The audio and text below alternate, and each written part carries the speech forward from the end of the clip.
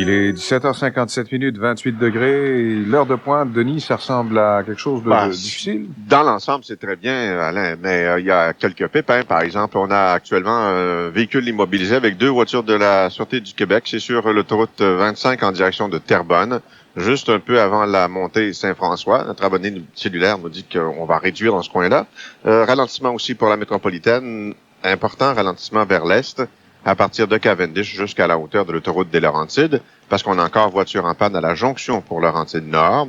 Vers le pont Champlain, on s'en tire facilement. D'abord par Bonaventure, c'est dégagé, avec 2-3 minutes pour y arriver par la 15 Sud. Vers le tunnel à Fontaine, on va encore réduire sur la 25 à la hauteur de Curato. Circulation CFGL. Merci, Denis. Je vous rappelle que tous les jours à 16h20, je vous invite à faire parvenir un Musifax. Si vous avez le temps de le faire tout de suite, pourquoi pas? Vous avez un télécopieur près de vous et que vous avez envie d'entendre une chanson. Je vous invite à noter ça sur un bout de papier, de l'envoyer par télécopieur 664-4138. On va peut-être jouer la vôtre demain à 16h20 et vous allez peut-être gagner des cadeaux qu'on a à vous donner tous les jours. Et cette semaine, il s'agit de laisser passer pour aller à la ronde.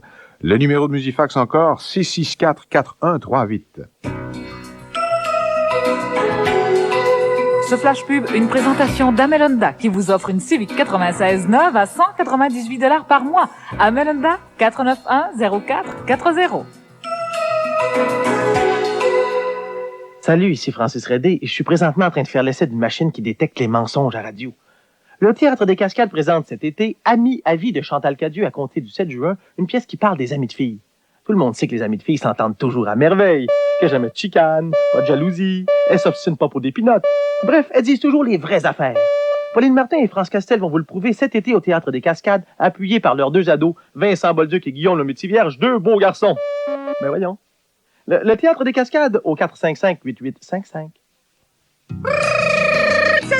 Présentement, à chaque visite dans une salle à manger Saint-Hubert participante, vous courez la chance de gagner l'un des 5 voyages pour 4 personnes vers le... Mexico! 5 voyages pour la famille vers le Mexique, mais aussi 80 parasols exotiques signés Corona à gagner chez Saint-Hubert. Olé! Pour participer, suffit de vous rendre dans une salle à manger Saint-Hubert. Préparez-vous, vous pourriez partir vers le... Mexico! Saint-Hubert, t'exagères. 18h, voici l'actualité à CFGL, en compagnie de Nathalie Cloutier.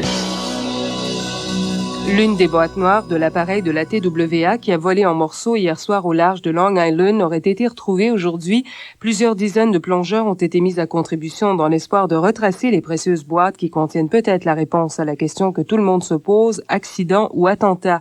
Les gardes-côtes ont jusqu'à présent repêché 140 corps sur les 128 victimes de l'explosion. Autant la direction de TWA que le gouvernement américain, par la bouche du président Bill Clinton, ignore ce qui a pu se passer. Bill Clinton se refuse à tirer des conclusions hâtives.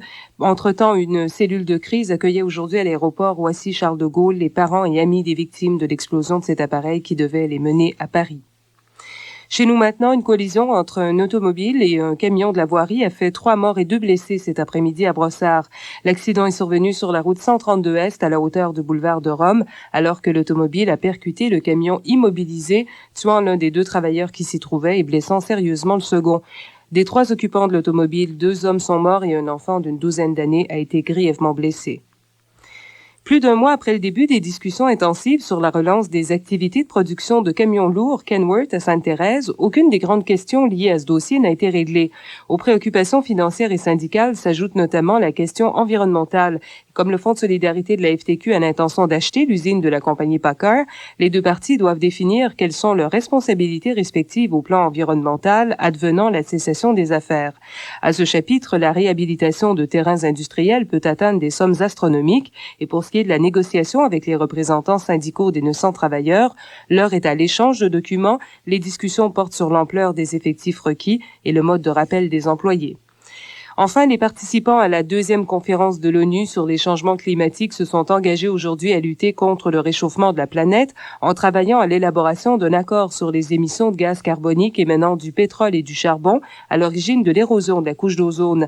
Les puissances industrielles s'engagent à conclure un accord sur la réduction des émissions de gaz carbonique d'ici décembre 97 et demandent au gouvernement concerné d'accélérer les négociations en vue d'un même objectif juridiquement contraignant.